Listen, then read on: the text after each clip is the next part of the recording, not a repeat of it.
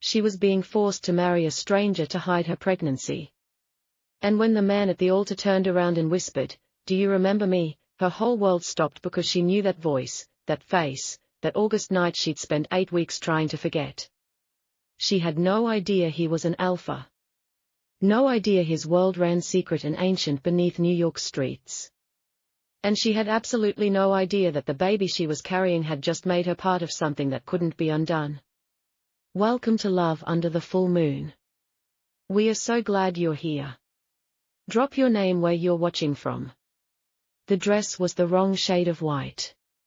Sloane Avery had not chosen it. She had not chosen the lily bouquet or the cathedral venue on Fifth Avenue or the string quartet playing something painfully classical in a room full of people she barely recognized. She had not chosen any of it because none of this was for her. It was for Evelyn Avery, her mother, and the image Evelyn had spent 30 years carefully constructing in the social circles of Manhattan. Sloane stood in the dressing room of the main hall, staring at her reflection in a mirror framed with gold leaf, and thought about how many ways this day could go wrong. She counted at least 11. "Stop fidgeting," Evelyn said, appearing behind her, adjusting the veil with practiced fingers and zero warmth. "You'll wrinkle the fabric." "I'm not fidgeting. I'm considering escape routes." Evelyn's eyes met hers in the mirror, cold, precise. "You're not going anywhere." That was the thing about her mother. She didn't threaten, she stated facts. Sloane turned away from her own reflection. She didn't recognize the woman in the mirror, pale, dressed in ivory silk, hair pinned in perfect curls. That wasn't her. Sloane Avery wore paint-stained jeans and graphic tees. She took her coffee black and her deadlines seriously. She lived in a third-floor walk-up in Queens and argued with clients who didn't understand the difference between a font and a typeface. She did not get married in cathedrals on Fifth Avenue. "And yet I want to know his name," Sloane said, not for the first time. "Archer Kingsley." Evelyn smoothed an invisible wrinkle from the skirt. "He's 31. His family has been in New York for 3 generations. The Kingsley Group has holdings in." "I don't care about his holdings." "Then care about yours." Evelyn turned her by the shoulders, her voice dropping to something that might have been mistaken for intimacy. "You made a mistake, Sloane. A foolish, careless mistake. This marriage fixes it quietly before anyone finds out, before your life is ruined, before it's even started." Sloane said nothing. The mistake. That was what her mother called it.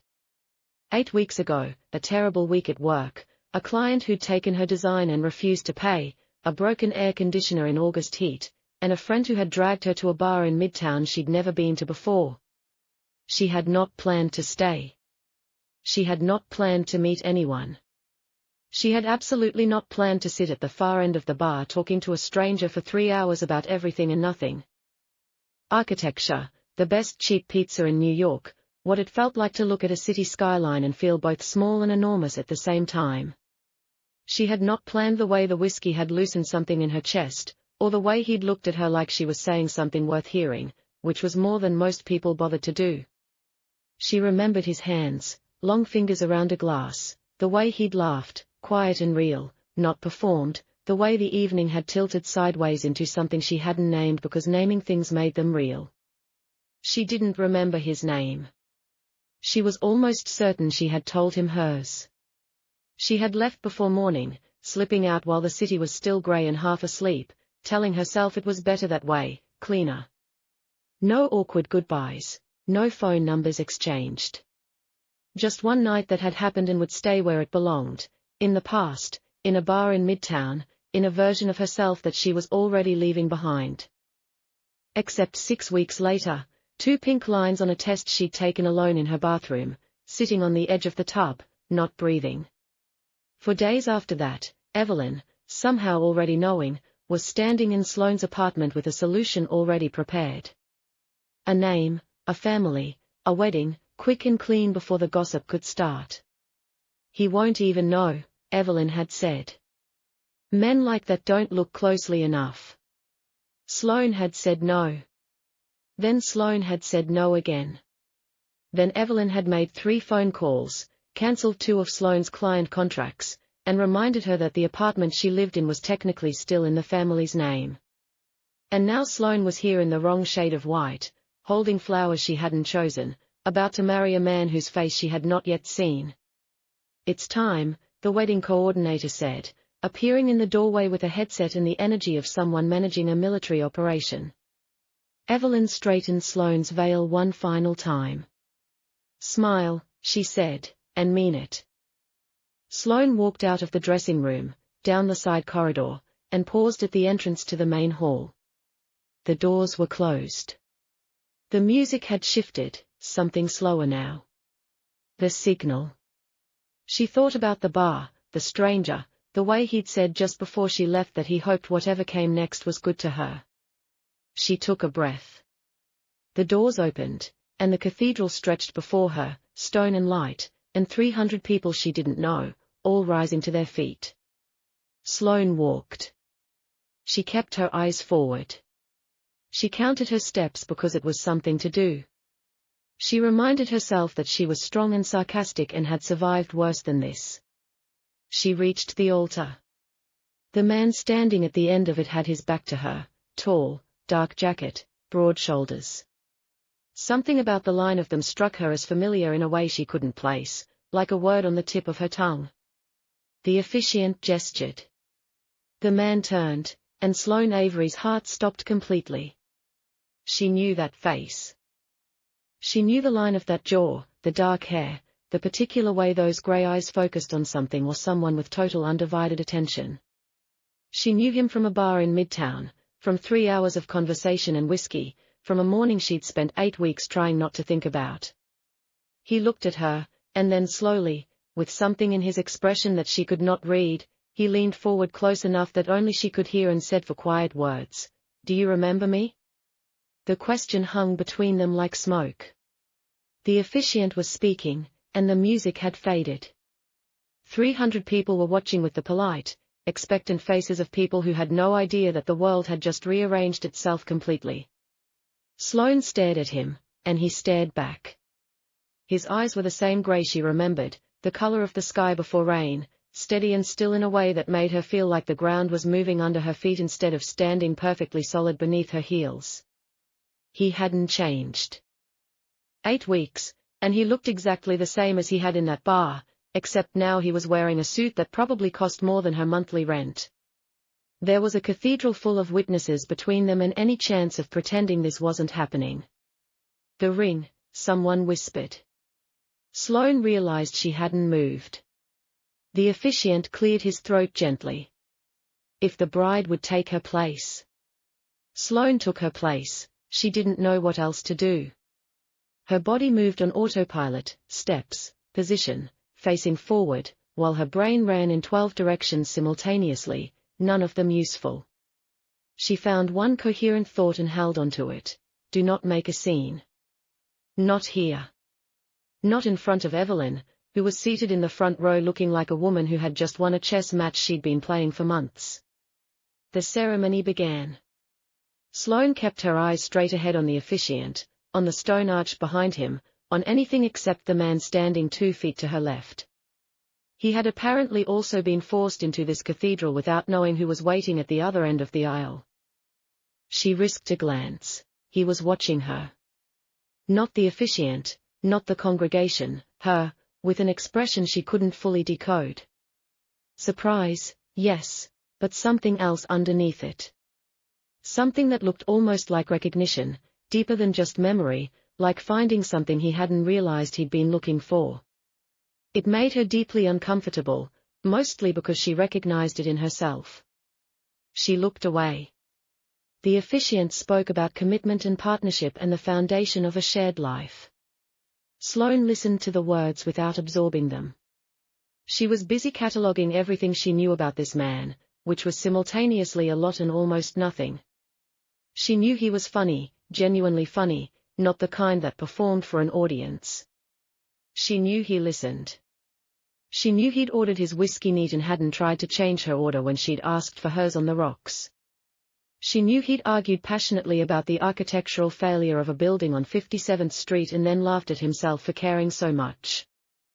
She knew the way he'd looked at her that night, like she was interesting, not decorative, not convenient, but interesting. She did not know his last name.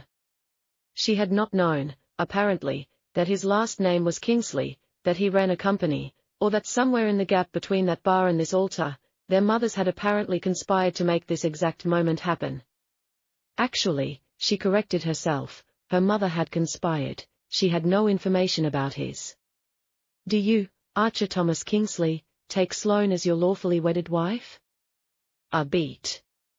She felt him look at her again. I do, he said. His voice was calm, low, the voice she remembered. And do you, Sloane Catherine Avery, take Archer as your lawfully wedded husband? The cathedral was very quiet. Sloane thought about walking out. She genuinely considered it, the logistics, the consequences, the look on Evelyn's face. Then she thought about the alternative, about what she was carrying, about the fact that the man beside her had not apparently run screaming when he'd seen her face, which meant either he had more self-control than any human being had a right to, or he was waiting to have a very different conversation later. She thought about one night in August when someone had actually listened to her. I do, she said. The ring was placed on her finger, cool metal, a simple band, nothing ostentatious, which surprised her given everything else about the day. She noted it and filed it away. I now pronounce you husband and wife. The cathedral exhaled, and 300 people began to applaud. Sloane stared at her new husband. He stared back at her, and then just barely, just at the corner of his mouth, something shifted. Not quite a smile, more like the beginning of one held carefully in check. He offered her his arm. Mrs. Kingsley, he said quietly. Don't, she said with equal quiet. Not yet. He nodded once, accepting that, and they walked back down the aisle together through the applause, through the flower petals someone was scattering from a balcony, through the noise and light and complete unreality of it all. Outside the cathedral, in the brief moment before the reception crowd descended, he turned to her. We need to talk, he said. We need to talk, she agreed. But not here. The reception will be loud and full of people my mother invited to watch her win. Sloane glanced back at the doors. How long do we have before we are surrounded? He checked his watch. Something about the gesture was so ordinary that it made her chest do something strange. 90 seconds, maybe 2 minutes. Okay. She faced him directly. Just tell me one thing first. Whatever you need. Did you know it was me before today? He looked at her steadily, not away, not sideways, at her. No, he said, I didn't. She studied his face for the lie. She was good at finding lies, it was practically a survival skill growing up in Evelyn Avery's house. She didn't find one. Okay, she said again. The cathedral doors burst open. The crowd spilled out. Evelyn appeared, glowing with satisfaction, already steering people toward the reception venue. Archer leaned close just for a second. We are going to figure this out, he said, low enough for only her. Or we are going to have the most interesting divorce in Manhattan history, she replied. This time, the almost smile became a real one, and Sloane Avery, Sloane Kingsley, filed that away too and told herself firmly that it didn't mean anything. She almost believed it.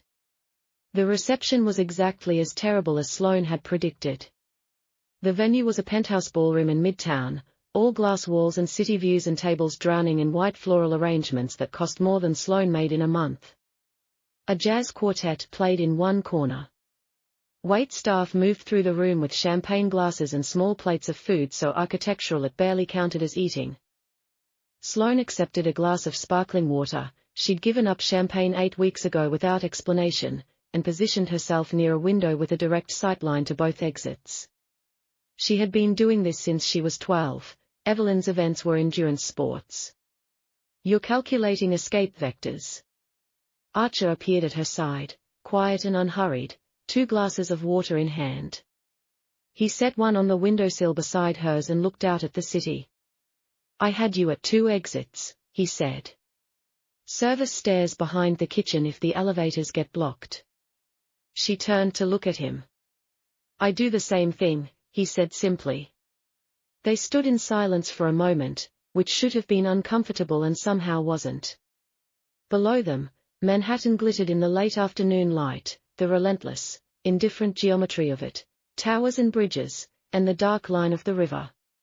This wasn't your idea, she said. Not a question. No, he didn't elaborate immediately. Then my mother called me 3 days ago. Said there was a business arrangement that required my presence at a wedding.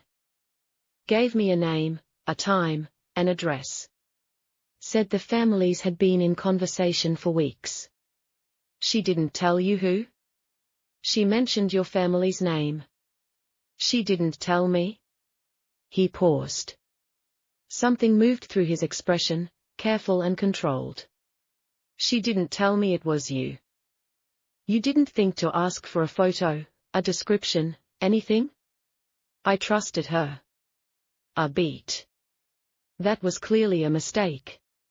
Sloane laughed, sharp and involuntary, the kind that escapes before you can stop it. He glanced at her, and the corner of his mouth did the almost smile thing again. I'm glad it's funny to one of us, he said. It's not funny. It's just. She shook her head, it's the most absurd thing that has ever happened to me. And I once had a client try to pay me in cryptocurrency and a framed photo of himself. He stared at her. It was a very large photo, she said. He laughed, a real one this time, quiet, brief, and real. She remembered that laugh. Tell me what you know, he said when they'd both settled back into the reality of the situation, about why your mother arranged this. Sloane looked out at the city. She had not planned on having this conversation today, she had planned on having it in 2 weeks, maybe 3, in a lawyer's office with appropriate documentation. She turned to face him. She told you nothing? Only the basics? There's something she told you, something specific, something she used to make this feel necessary.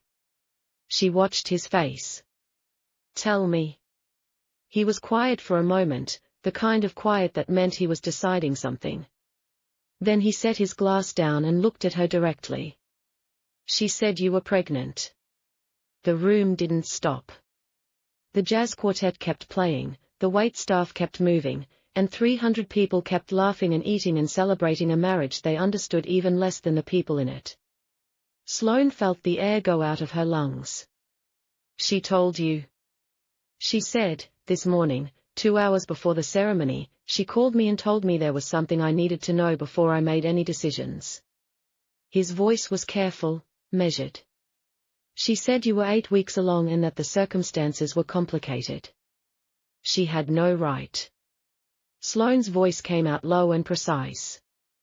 That was mine to tell. That was my. She had absolutely no right. I know. She did it to make sure you wouldn't run.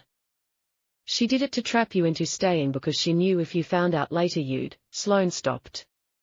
He was watching her with something that wasn't pity. She would have walked away from pity, this was something else, steadier, more careful, like he was paying close attention to something important. I know, he said again. I'm not telling you to justify how it happened. I'm telling you because I don't want to keep things from you. We are apparently married, whatever that means. I think we should at least start with honesty. She stared at him. You're very calm for someone who just found out his mother arranged his marriage and is apparently going to be a father, she said. I'm not calm, he said, I'm controlled. There's a difference. She considered that fair. There's something else. He held her gaze. I need to tell you something about myself. Something that? He glanced around the room at the crowd, at the glass walls, and the city beyond. Not here, Not tonight, but soon. Before you make any decisions about what you want to do next.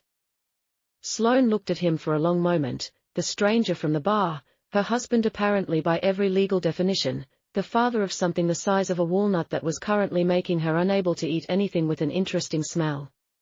What kind of something? She asked. He met her eyes. The kind that changes how you see everything, he said, but I need you to trust me long enough to hear it.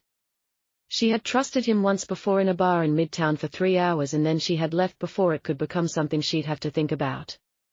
She was thinking about it now. Fine, she said, but I want something in return. Name it. I want your actual phone number. Not arranged through my mother or yours. Just yours. Something in his expression shifted, softened barely perceptibly. He took her phone from her hand, and she let him, which was either trust or insanity, she wasn't sure which. He typed in a number and handed it back. That's my personal line, he said. Nobody has that number unless I give it to them. She looked down at the screen. Archer Kingsley, a 917 number. Nobody, she said. Nobody. Sloane put her phone away. Across the room, Evelyn caught her eye and smiled, the smile of a woman who believed she had won. Sloane looked away first. Whatever game her mother thought she was playing, she had just made one significant miscalculation.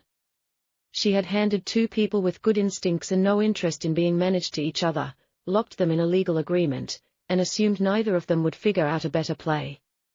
Evelyn, for all her strategic brilliance, had never understood that the best moves weren't the ones that controlled the board. They were the ones that changed the game entirely. This is part 3 of the modified script. I have continued using the option 3, Modern Elite, names, removed all numerical timestamps and Chinese time markers, and corrected spelling and logic errors, such as floor to ceiling, well-researched, and officiant. No descriptions or narrative words have been deleted. Part 3, The Truth in the Shadows. She had planned to tell him herself. That was the thing Sloane kept coming back to. 3 days after the wedding, standing in the kitchen of the Upper West Side apartment that Archer had quietly insisted she move into. Separate rooms, separate lives, operating on polite parallel tracks. No pressure, he'd said, and she'd believed him mostly because he hadn't pushed anything. She had planned to tell him. Not today. Not in this kitchen, in this apartment that still smelled like someone else's life. She'd had a whole timeline in her head, get through the wedding, establish some kind of basic human understanding with this stranger she'd married, find the right moment, have the conversation properly. Evelyn had taken that from her, too. Sloane set down her coffee and stared at the Manhattan skyline through the floor-to-ceiling windows. It was an absurd view, the kind of view that people spent their entire careers working toward. It made her feel like she was living inside someone else's story. You knew before I could tell you, she said without turning around. She heard him stop in the doorway behind her. She'd gotten used to his footsteps in 3 days, quieter than she expected for a man his size. Yes, he said. She called you the morning of the wedding. Gave you information that was mine. Used it as a leash, basically, to make sure you showed up. Yes. And you're not angry about that? A pause. I didn't say that. She turned around. He was leaning against the doorframe in a grey Henley and dark jeans, the most casual she'd seen him and somehow worse for it because it made him look less like a stranger and more like a person. He had coffee, too, he'd apparently been up for a while. You look angry, she observed. I'm angry at the situation, he said, not at you.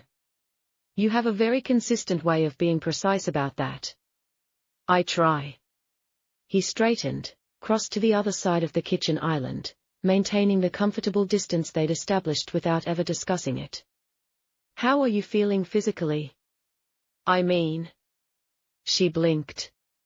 He gestured slightly, uncertain for the first time. You're 8 weeks. I read that the first trimester can be. You read about it? He looked at her steadily.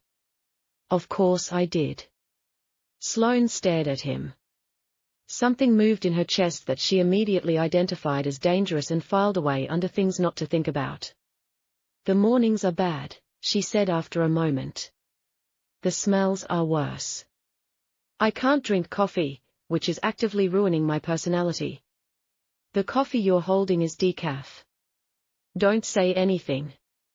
I wasn't going to say anything. You were going to say something supportive and well-researched, and it was going to be annoying. He looked at her with the specific expression of a man choosing silence over the several things he could say, and she respected it. I wanted to tell you myself, she said, quieter now. I know. I had a whole plan, a reasonable, adult plan that involved. She gestured vaguely, privacy, agency, the basic dignity of controlling my own information. Your mother took that. Yes. The word came out harder than she intended. She softened it just slightly. I've spent a long time, longer than I should have, letting her take things. My choices, my timing, my... She stopped. This was supposed to be different. He was quiet for a moment. Outside, the city hummed its constant frequency, traffic and wind and the low thrum of 8 million people going about their lives. You can still tell me, he said. She looked at him. Whatever you had planned to say, he continued, however you'd planned to say it, it still matters. The fact that she got there first doesn't mean the conversation is over. It just means it started wrong. He set his coffee down, both hands on the island. So, tell me. Sloane looked at this man who had apparently spent 3 days reading pregnancy literature and saying the right things without being asked, maintaining careful distances without being told, and she felt the ground shift slightly under her feet. She took a breath. I'm pregnant, she said. 10 weeks. The doctor confirmed it yesterday. She paused. I don't know what I was thinking that night except that I wasn't thinking, which is extremely unlike me, and I am still annoyed about it. I don't know what any of this means for. Another pause, for any of it, but I thought you should know properly from me. He nodded, listening. That's it, she said. That's the conversation. Okay, he said. Okay, she repeated, waiting for the rest of it, the complications, the questions, the version where he became suddenly strategic about this in a way she didn't like. Instead, he said, thank you for telling me. That was it. No additions, no fine print. She frowned. You're going to just, Sloane. His voice was very calm. I meant what I said at the reception. We start with honesty. You were honest. That. Something in his expression was careful and very genuine, that matters to me. She looked at him for a long moment. You said there was something you needed to tell me, she said finally, something that changes everything. Yes. Is now a good time? He was quiet. She watched something move through his expression, consideration, assessment, a decision being made. There's something I need to show you, he said. Not tell, show. That's either very reassuring or extremely alarming. Probably a bit of both, he admitted. And for the second time in a week, Sloane Avery found herself believing him, which was, she decided, the most alarming thing of all. He took her to the roof, 42 stories above the Upper West Side. The city spread in every direction, bridges and parks and the dark ribbon of the Hudson to the west, the jagged skyline of Midtown to the south, Central Park a rectangle of dark green in between. The wind moved through everything, cold and clear, carrying the particular smell of New York at dusk, concrete and rain and something alive underneath it all. Sloane crossed her arms and waited. I need you to keep an open mind, Archer said. I have a very open mind. You are one of the more skeptical people I've ever met. Skeptical and closed-minded are different things. I'll evaluate any evidence presented to me, I just have a low tolerance for nonsense. She looked at him. What are we doing on the roof? He faced her directly in the fading evening light. Something about his expression was different, less controlled than usual, or rather controlled in a different direction, like he was holding something steady that very much wanted to move. I'm going to tell you something, he said, and then I'm going to show you, because telling isn't enough. You'd find 11 logical explanations, and none of them would be right. Sounds accurate. Go ahead. I'm a werewolf. Sloane stared at him. The city hummed. A siren moved through the streets below. Somewhere above them, a plane crossed the sky in a slow diagonal, its lights blinking red and white. She opened her mouth, closed it, opened it again. Okay, she said. I have questions. I imagine you do. Like, full moon howling the hole? She gestured broadly at the air, situation. Some of that, not all. The full moon part is more nuanced than the movies suggest. The movies, she repeated. You've watched the movies? I've watched all of them. Mostly for accuracy purposes. It's about 10% accurate, for the record. Which 10%? The loyalty, the pack structure, the heightened senses. He paused. The general preference for red meat. Sloane laughed, she couldn't help it. It came out sudden and somewhat hysterical, and she covered her mouth with her hand and tried to get it back under control. He watched her without offense. This is the part, she said once she'd steadied herself, where a normal person would be more alarmed. You're not alarmed? I'm processing. There's a difference.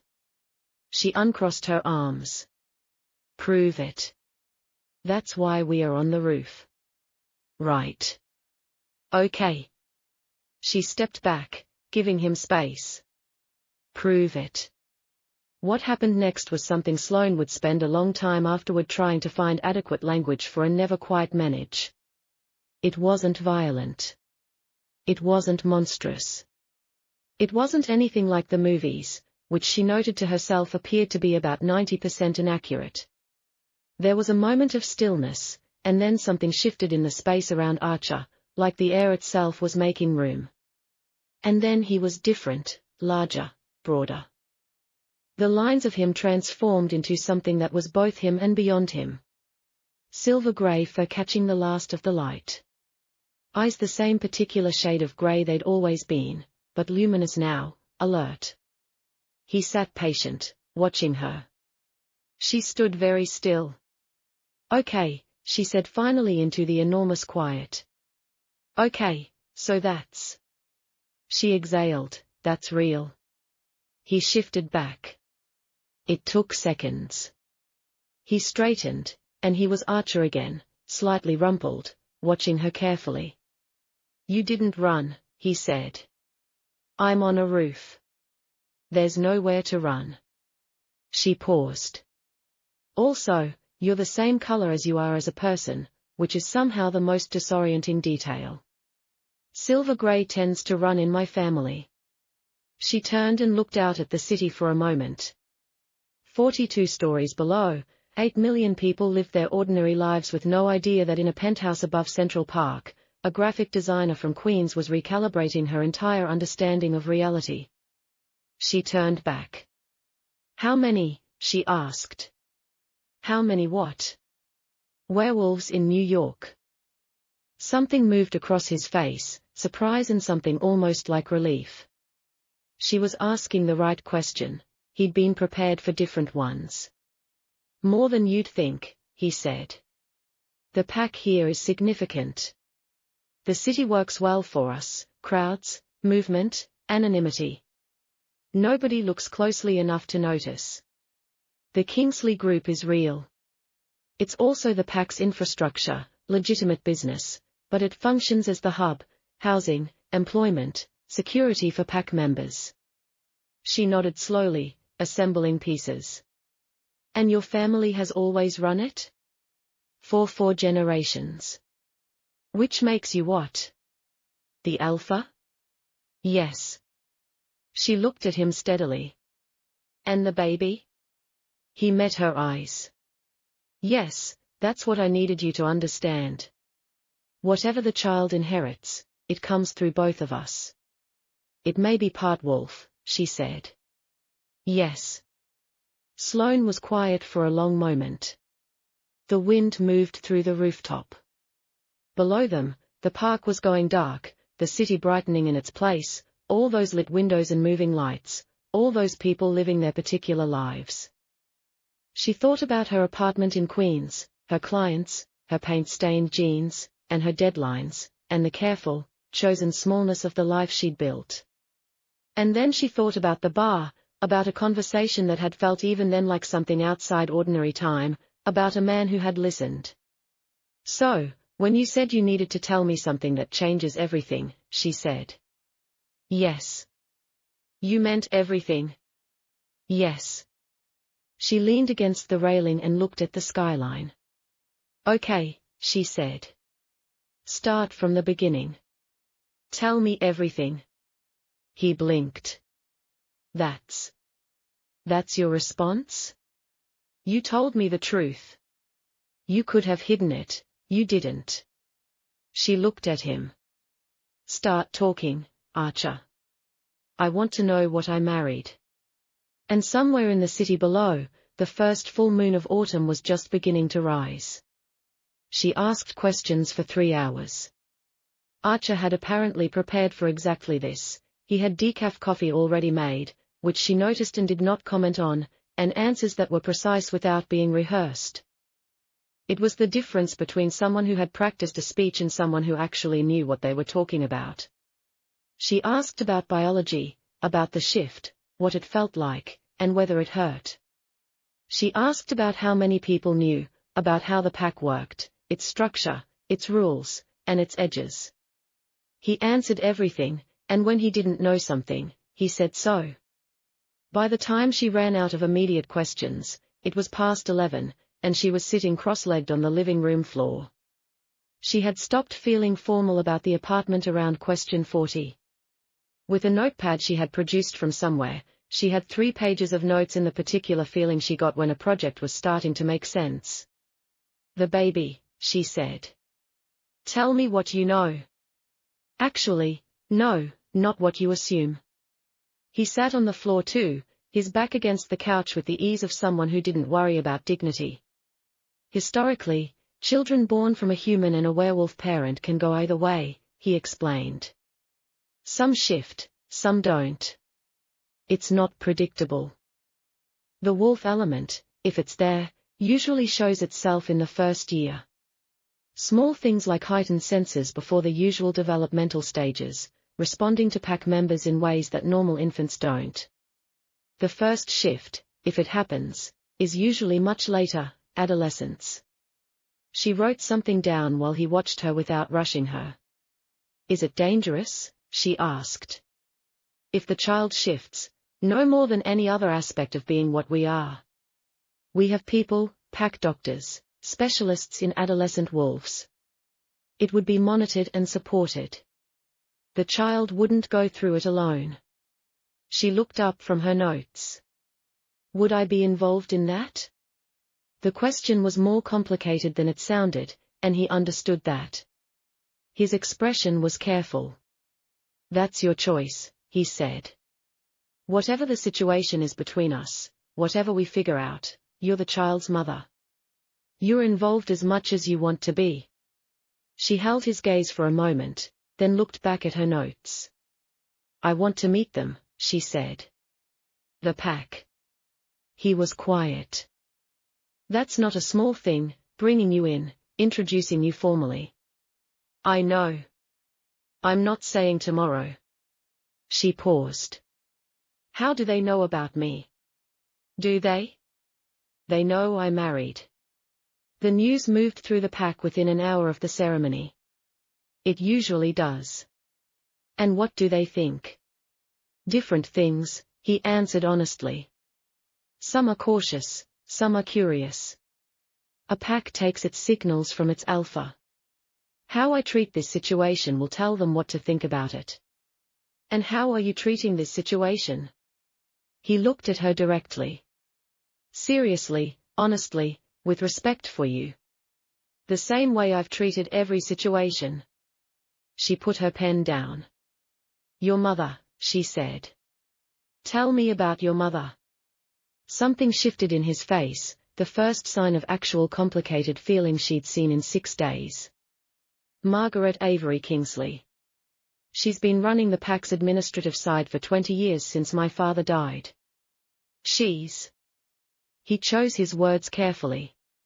Effective. Strategic. She loves the pack more than anything. Sometimes more than anything else? More than you? Not more, but alongside, in a way that's sometimes difficult to separate. And she arranged this without telling you the whole truth. She thought she was protecting the pack, he said, his jaw tightening slightly. Ensuring the Alpha's line continued.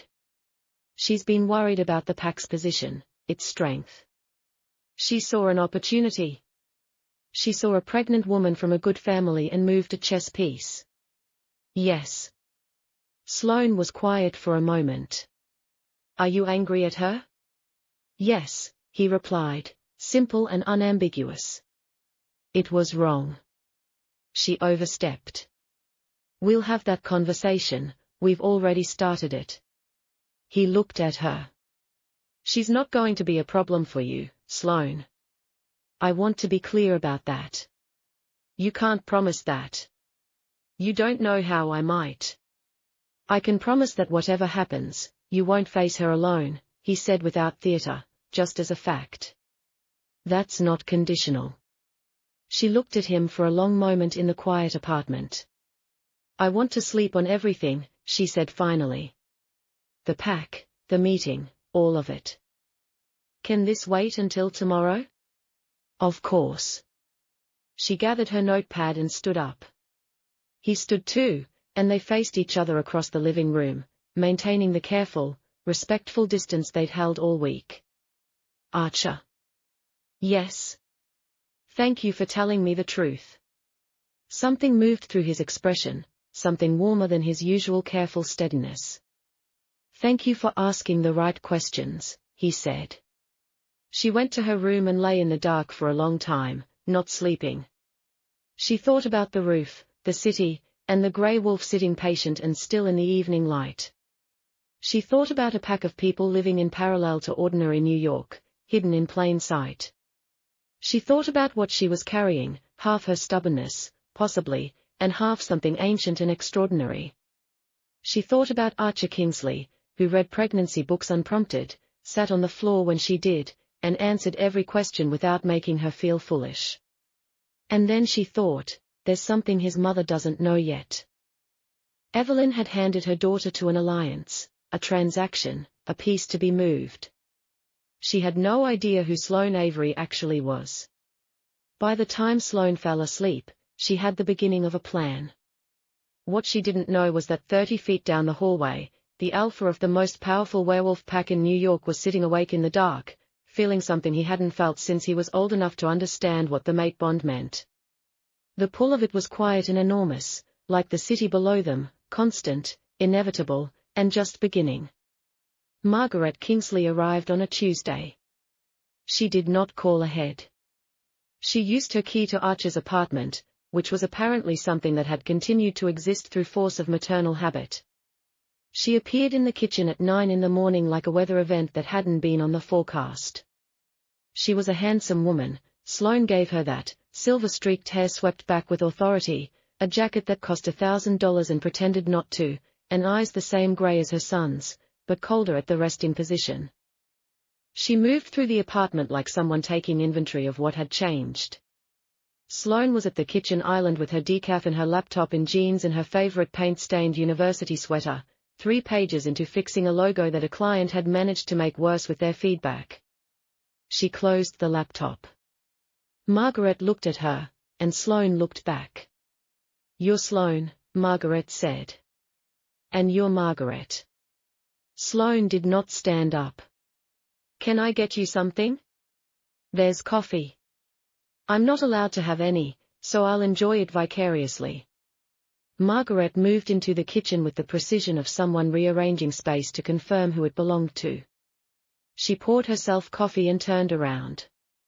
I'd like to speak plainly, Margaret said. Please do. I arranged this marriage for the pack, not for Archer and not for you. The pack needed stability, an heir, the Kingsley line continuing. She set down her cup. I don't apologize for that. A leader makes difficult choices for the people she protects. Okay, Sloane said. Margaret paused, apparently expecting more. That's your entire speech? Sloane asked. I expected outrage, tears, an appeal to your conscience. Sloane tilted her head. I've had a week to get over the outrage, and I did my crying alone, privately, which is where it belongs. She turned her coffee cup slowly. Here's what I think, Margaret. I think you're smart. I think you love this pack and you'd do anything for it. I think you saw a situation you could control and you moved on it before anyone could say no. Margaret watched her. I also think, Sloane continued, that you don't actually know what you got. You saw a useful piece, a pregnant woman from a connected family who could be managed. You moved her into position without looking closely enough. She leaned forward slightly. That was your mistake. You think I underestimated you? I know you did. There was no heat in it, just precision. I've been underestimated by better people than you, no offense. My mother has spent 20 years trying to make me small enough to be manageable. She hasn't managed it yet. Something shifted in Margaret's expression, not quite respect, but an adjustment. You understand what this pack is, Margaret said, though it wasn't quite a question. I understand enough. I understand that Archer leads it. I understand that what I carry might be part of it.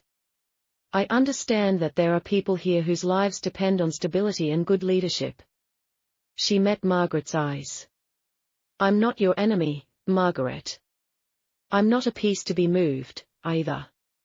What I am is something you haven't figured out yet, and until you do, I'd suggest we keep things respectful. The kitchen was very quiet. From the hallway came the sound of Archer's footsteps. She'd learned their rhythm. He appeared in the doorway, reading the room with one glance. Mother, he said. Archer. Margaret didn't look away from Sloane.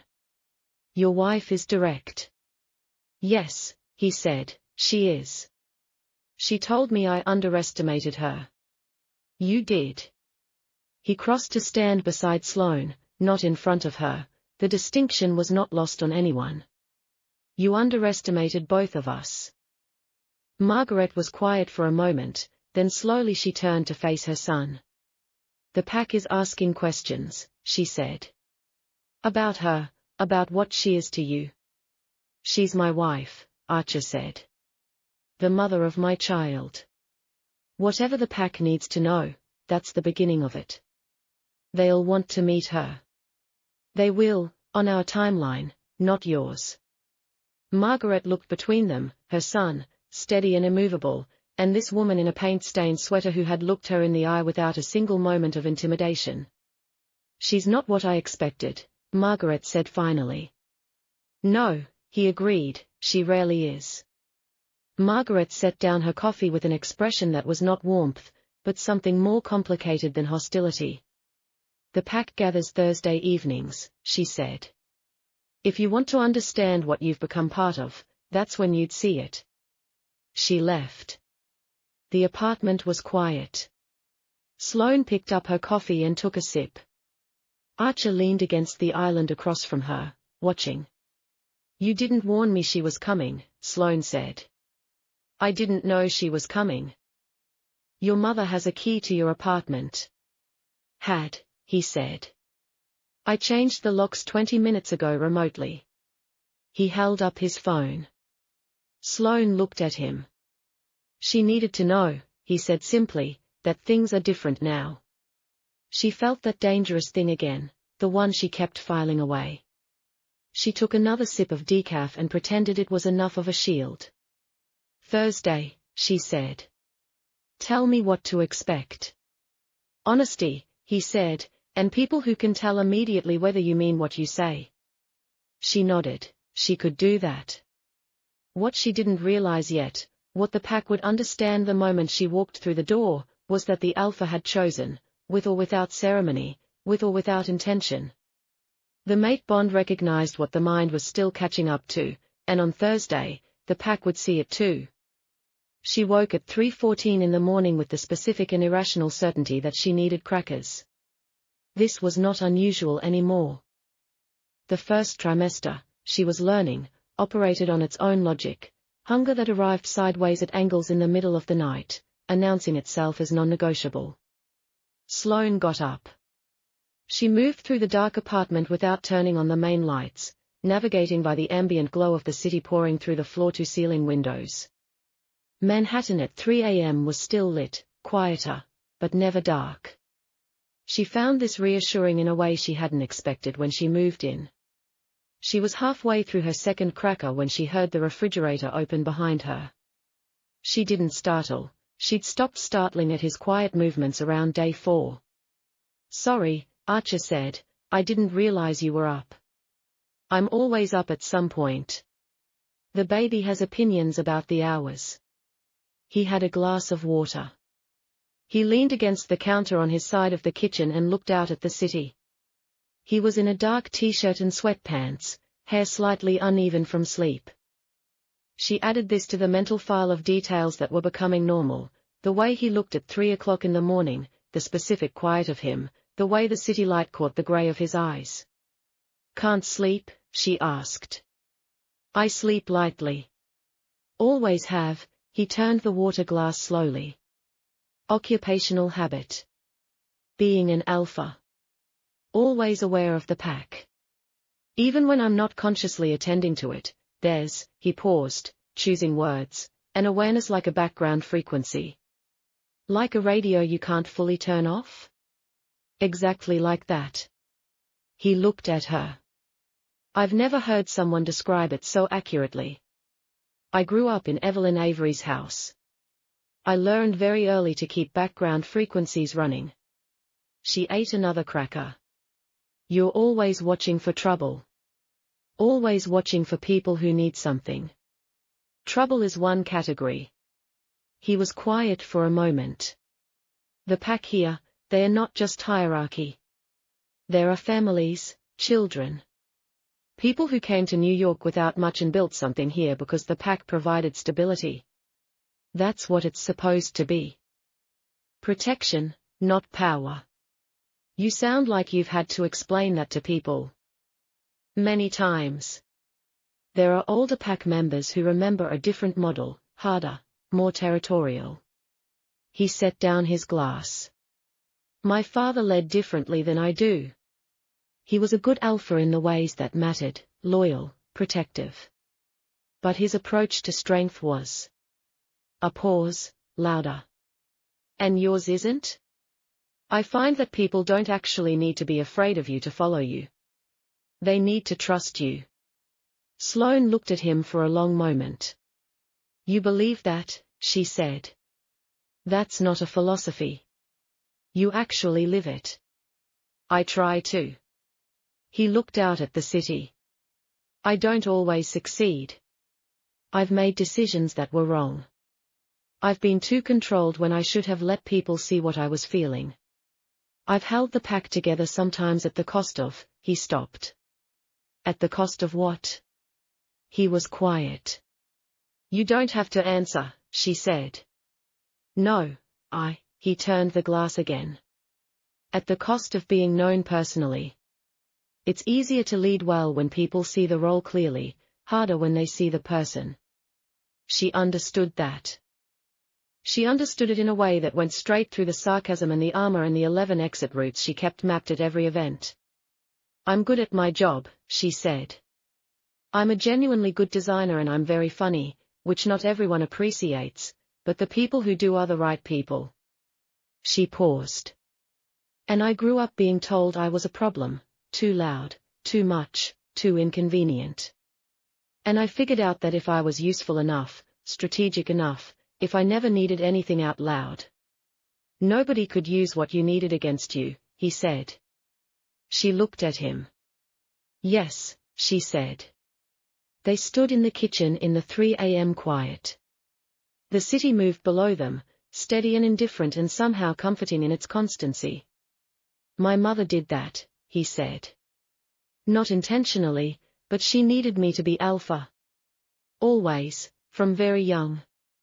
And I learned to be what the pack needed because it was easier than figuring out what you needed. Yes. The silence was different now, thicker, warmer. Something in it that wasn't just the lack of noise. He moved around the island just slightly, closing the comfortable distance they'd maintained for 2 weeks. Not all the way, just enough that she was aware of it. The night at the bar, he said quietly, I was there because it was the one place I went where nobody knew what I was. The pack doesn't go to that bar. I've kept it, he almost smiled, separate.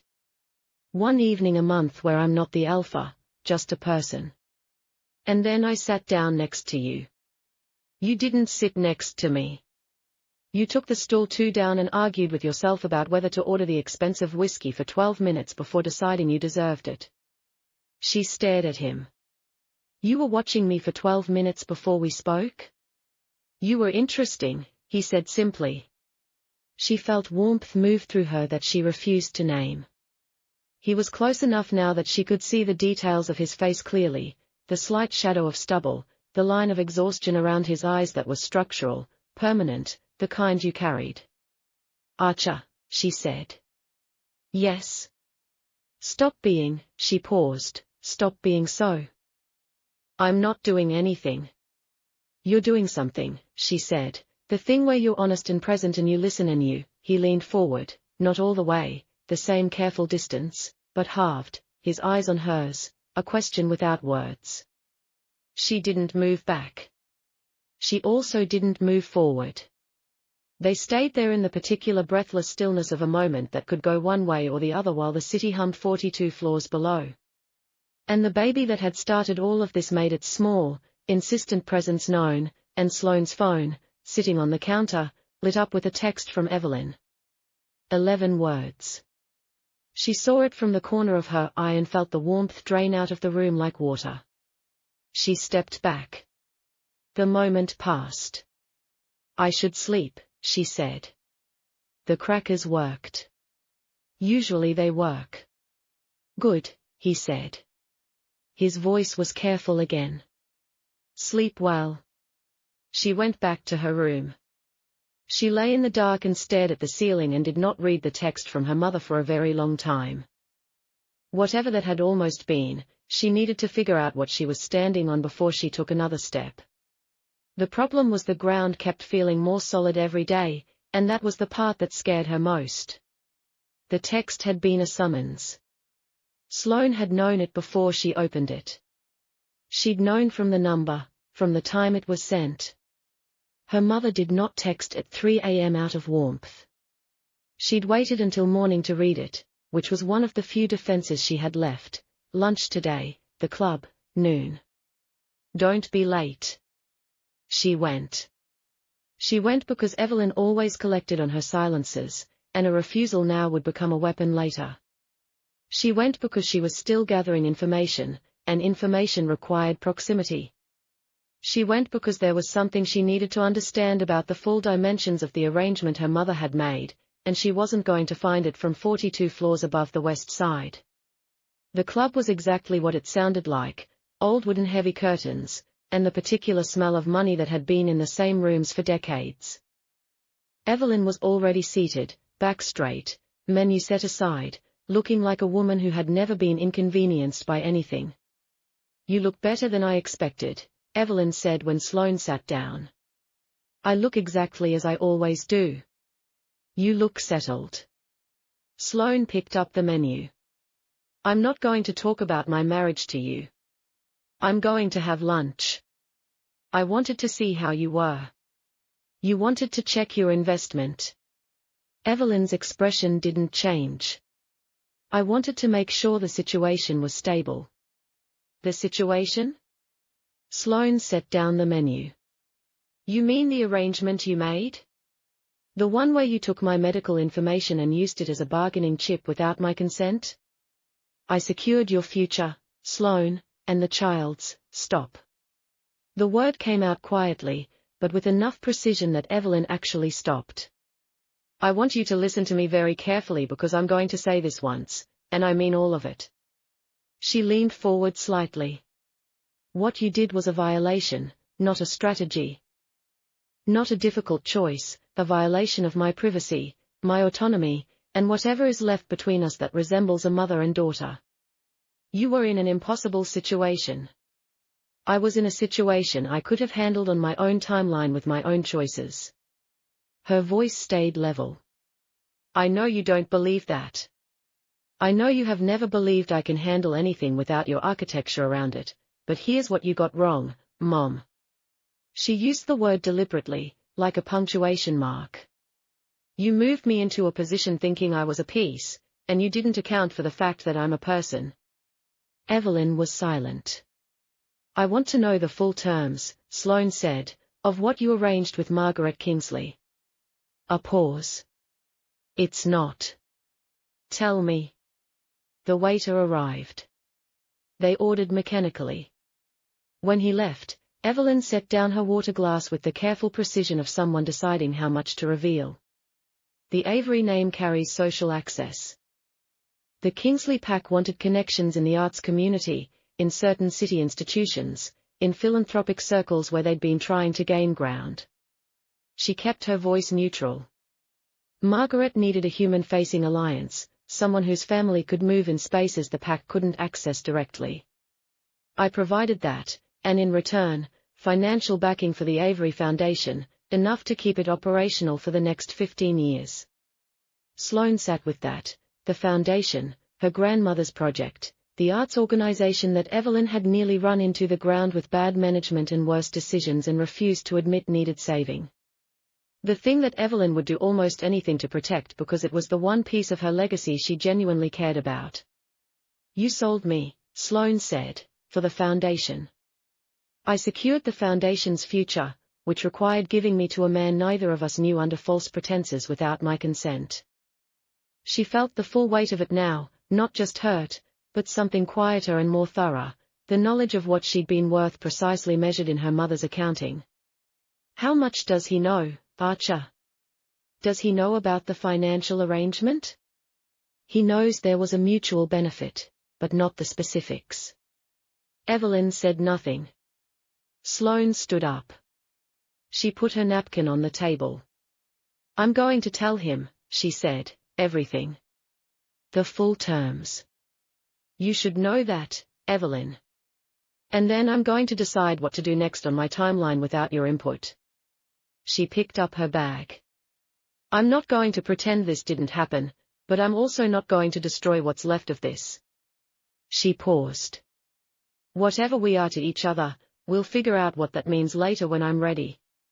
She walked out.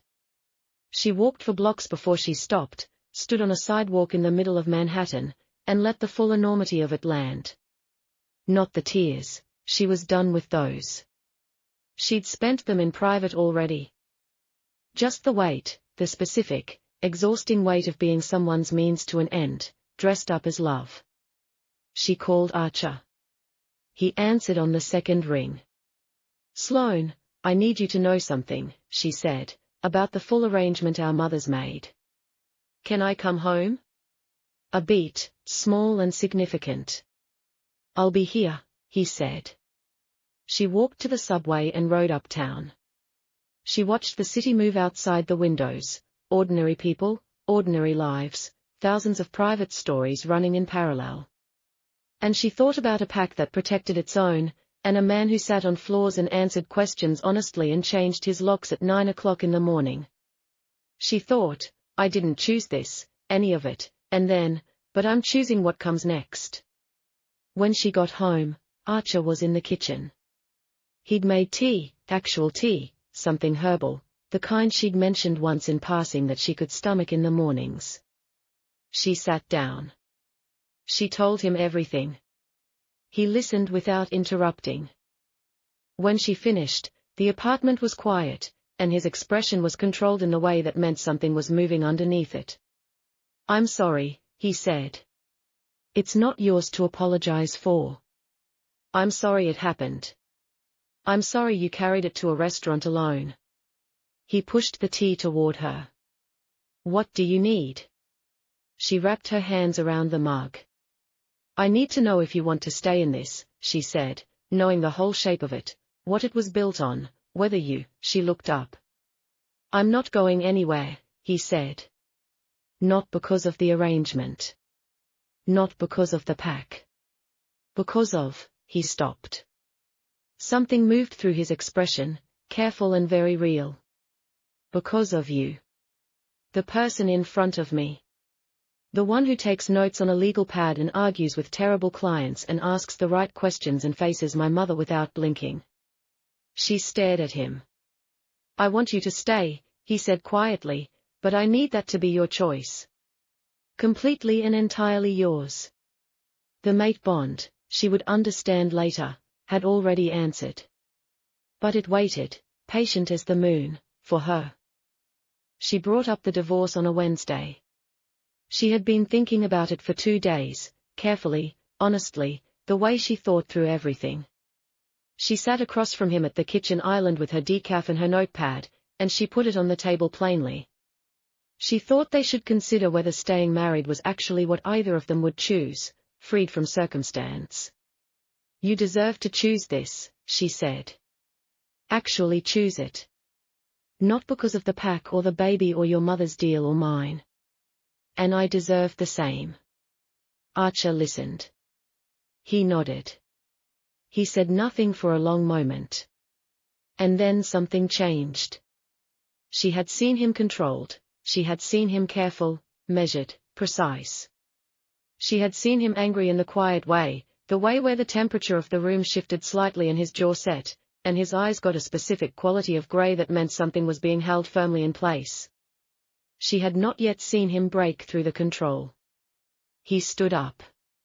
He moved to the window and stood there for a moment, looking at the city, and she waited. "No," he said. She blinked.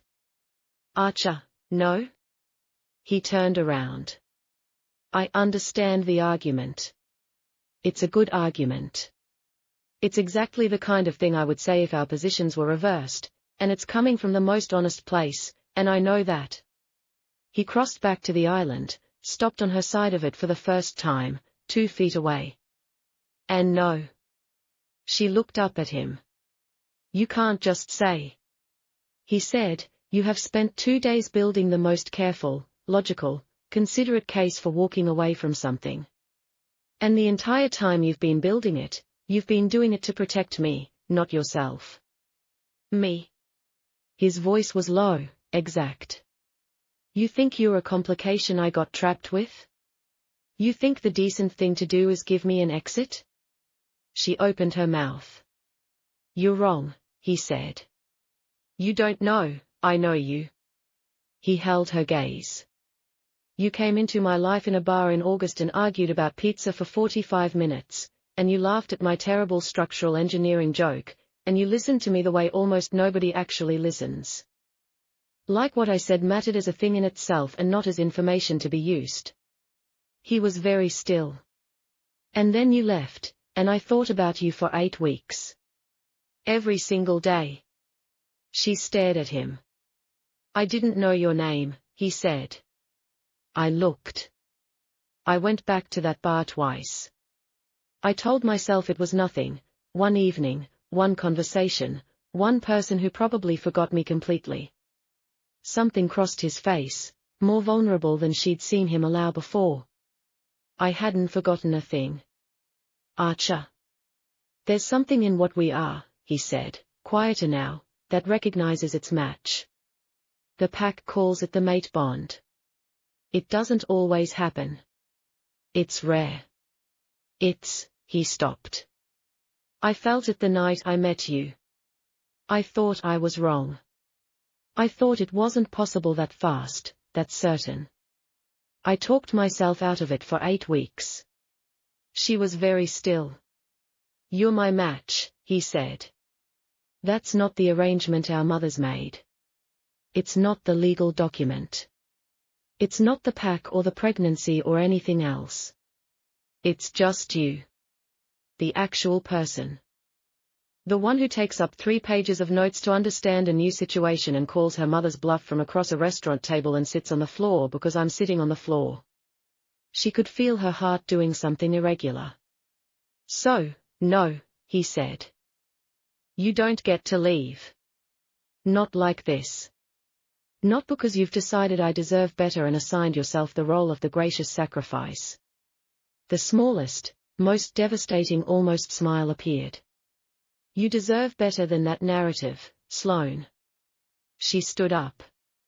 They were close now, closer than the kitchen at 3 a.m.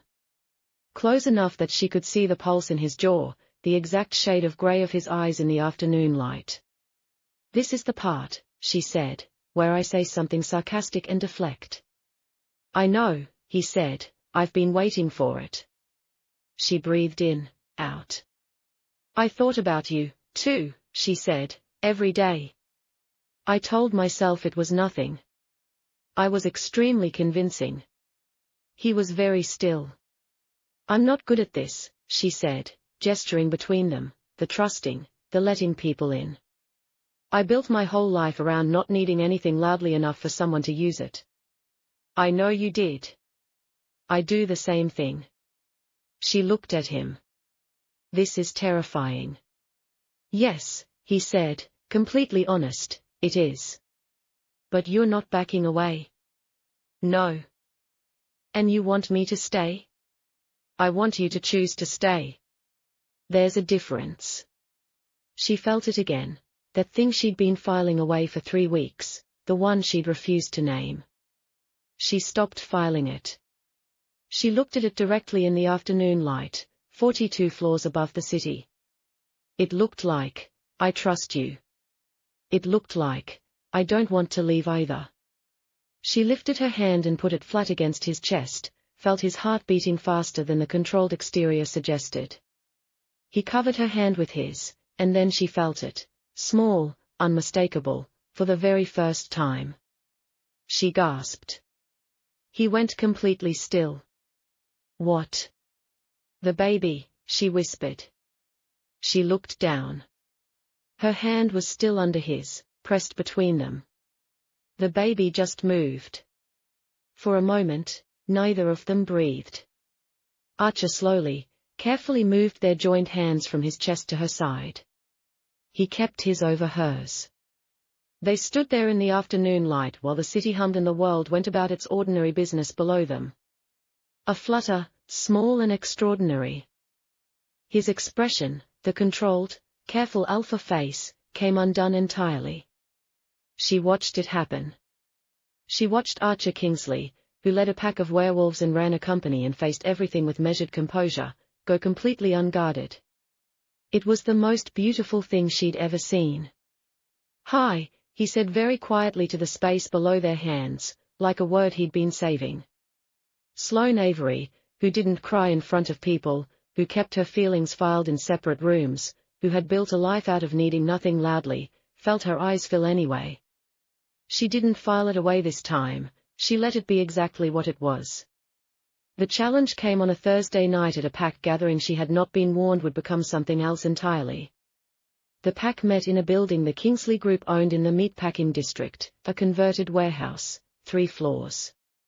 The upper level was a gathering space that felt nothing like what Sloane had expected. It was warm. There were families, actual families.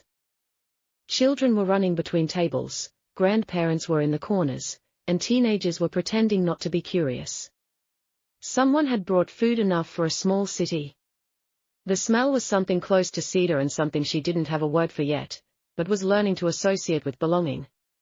She had met them over 3 weeks, slowly, at Archer's pace and hers. A dinner here, an introduction there. She had been honest, she was always honest.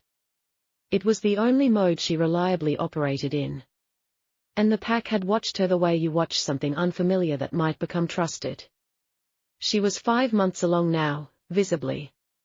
There was no hiding it, and she hadn't tried. The challenge came from a man named Dominic, older pack, silver at his temples, the kind of wolf who had been doing things a certain way for decades and had a specific and vocal opinion about the Kingsley line diluting itself with a human who didn't shift, couldn't protect herself, and couldn't protect anyone. He said it in the open gathering. He was within his right. Apparently, pack law allowed challenges to the Alpha's decisions in certain circumstances, and Dominic had decided this was one of them. She's not one of us, he said, not cruelly, but with the flat certainty of someone stating what he believed was obvious.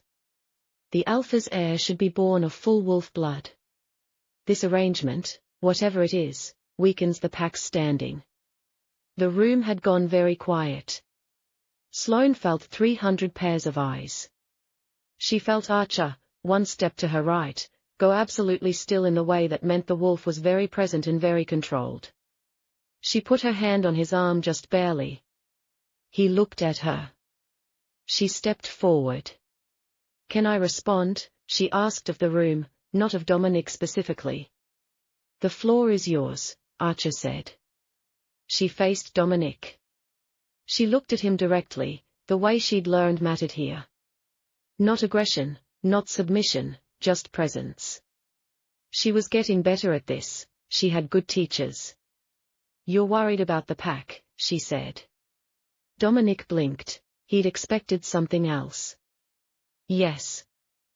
You've given years to protecting it. You've been here longer than most people in this room. You've seen bad decisions cost people who couldn't afford the cost." She kept her voice level. "I understand why someone who loves this pack would look at me and see a risk. A human who doesn't understand what we are. I understand quite a lot."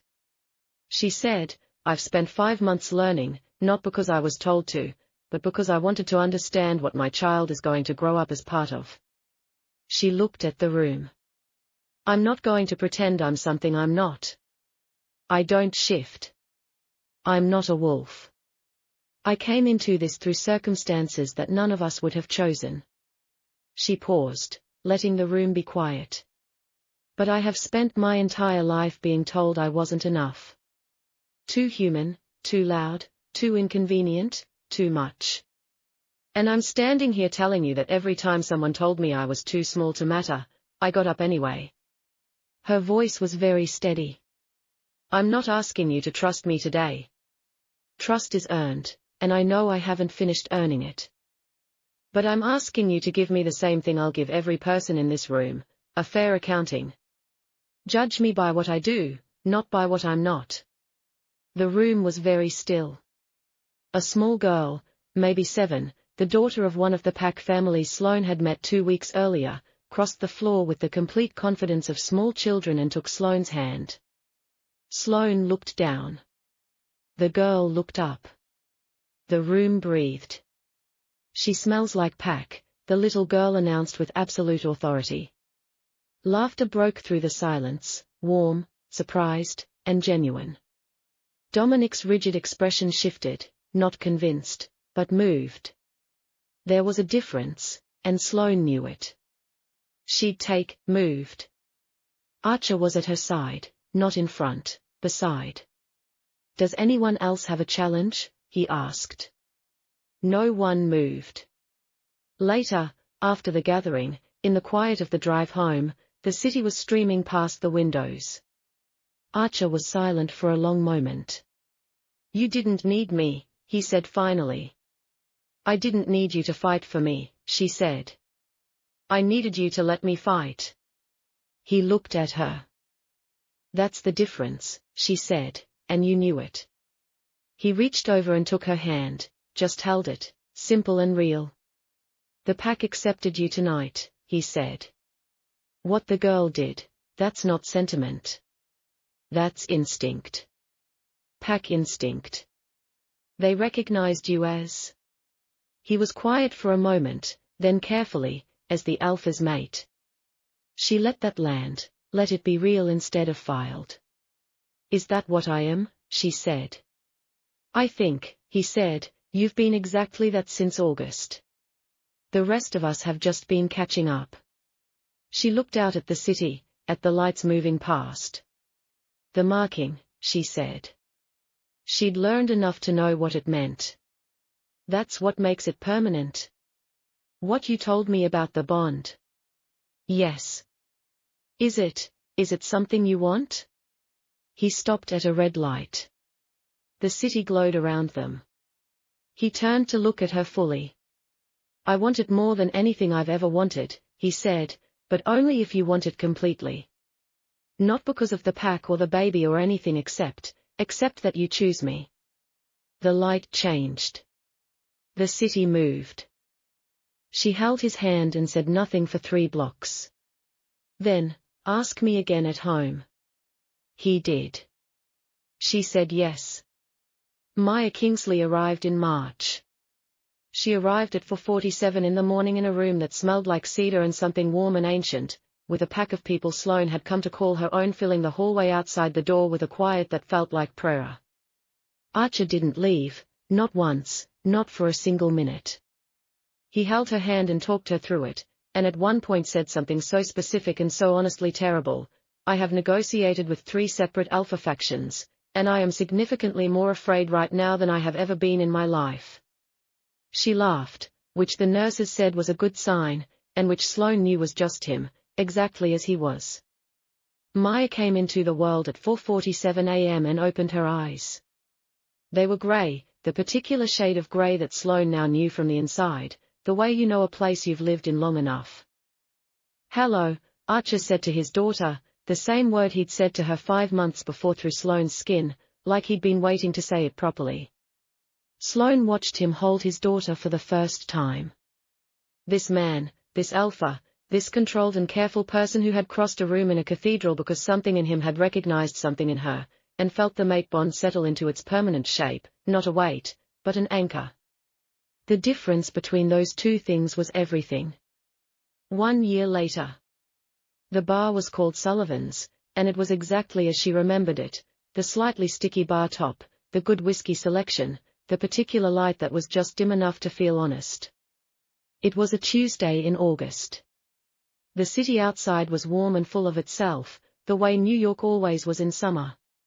Sloane sat on a bar stool and ordered her whiskey on the rocks. Archer sat down beside her.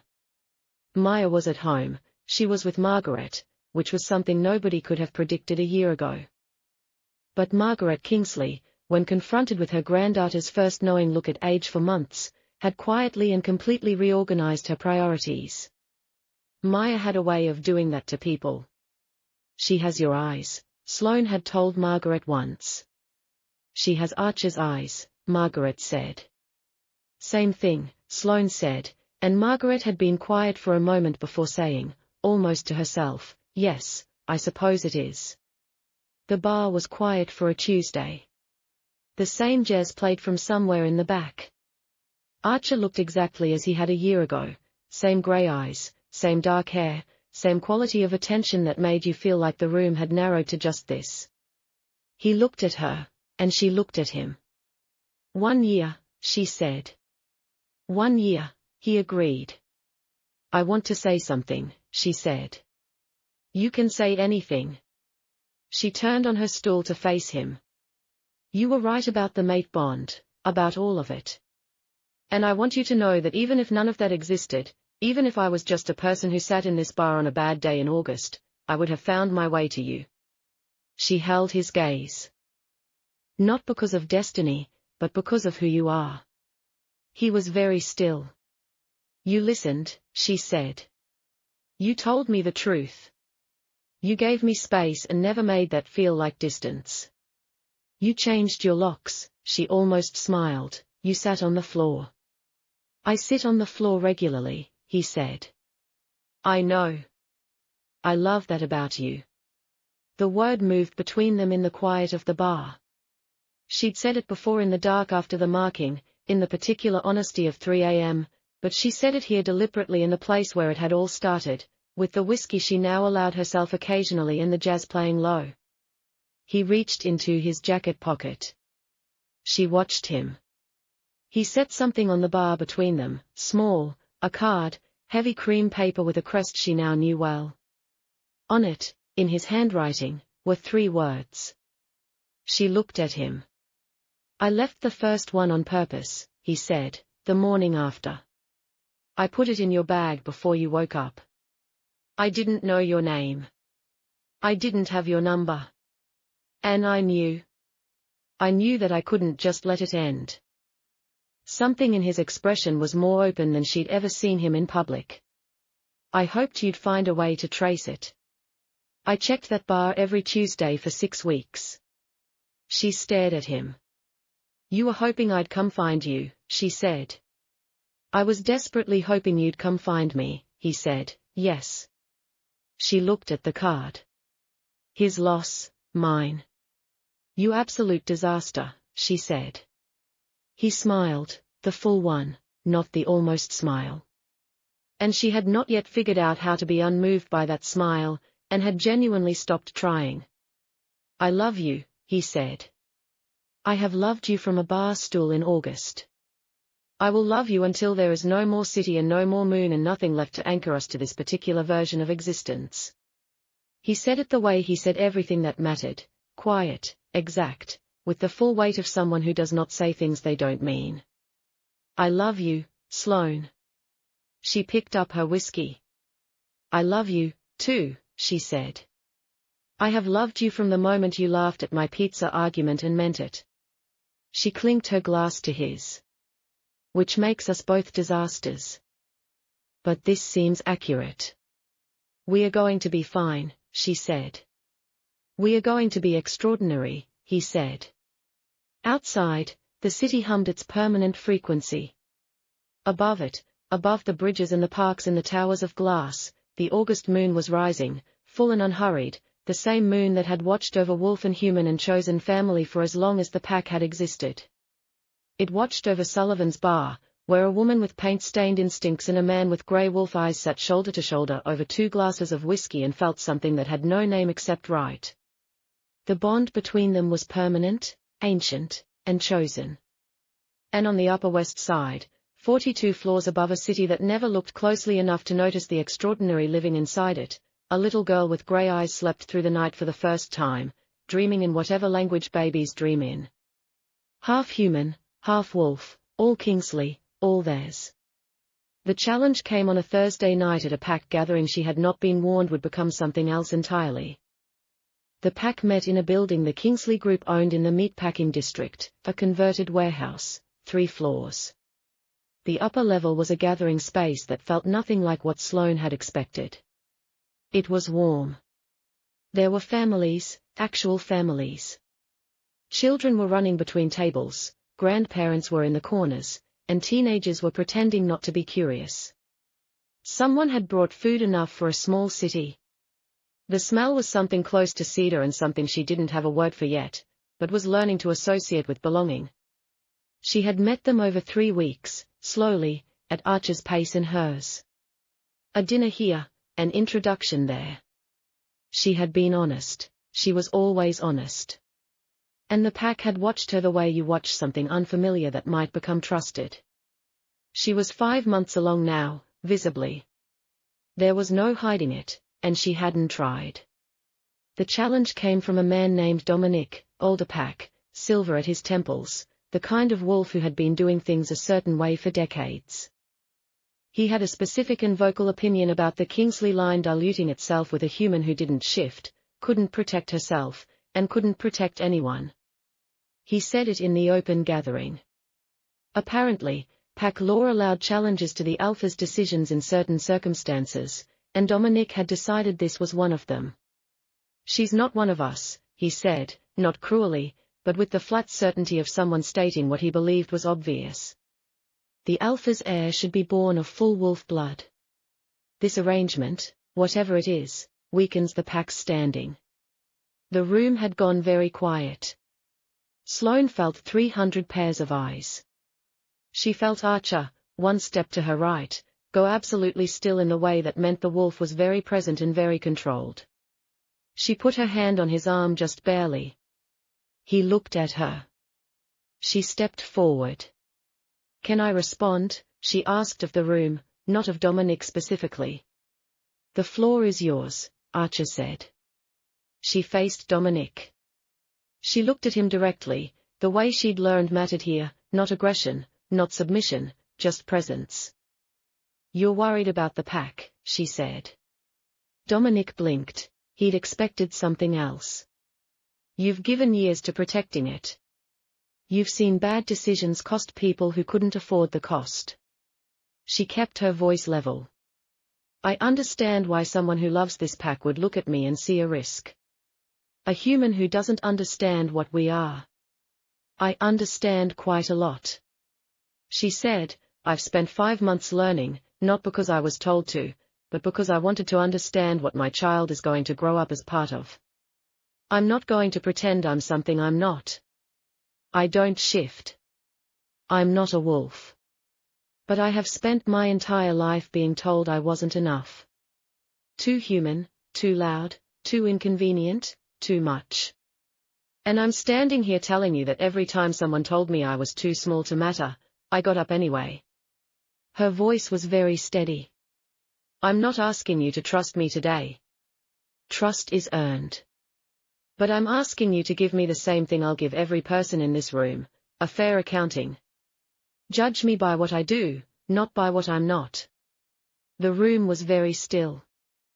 A small girl, maybe 7, crossed the floor with complete confidence and took Sloane's hand. The girl looked up. She smells like pack, the little girl announced with absolute authority.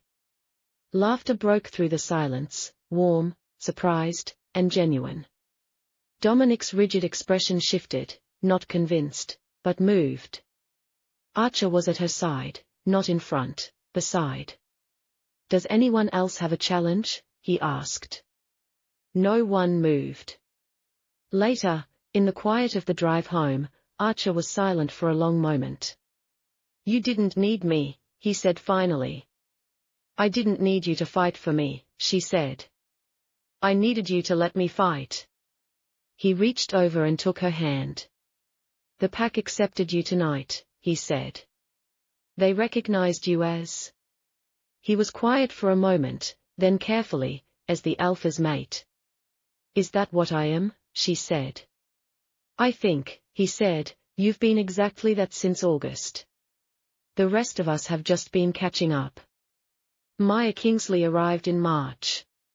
She arrived at 4:47 in the morning in a room that smelled like cedar. Archer didn't leave her side, not once. Maya opened her eyes, they were grey, the particular shade of grey that Sloane now knew from the inside. Sloane watched him hold his daughter for the first time. This man, this alpha, this controlled person who had crossed a room in a cathedral because he recognized her, felt the mate bond settle into its permanent shape, an anchor. 1 year later, at Sullivan's bar, it was a Tuesday in August. Sloane sat on a bar stool and ordered her whiskey on the rocks. Archer sat down beside her.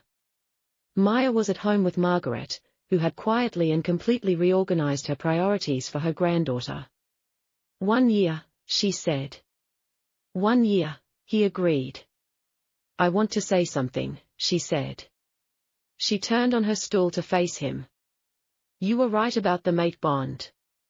And I want you to know that even if none of that existed, even if I was just a person who sat in this bar on a bad day, I would have found my way to you. Not because of destiny, but because of who you are. He reached into his jacket pocket and set a card on the bar between them. On it, in his handwriting, were 3 words. I left the first one on purpose, he said, the morning after. I was desperately hoping you'd come find me. You absolute disaster, she said. He smiled, the full one.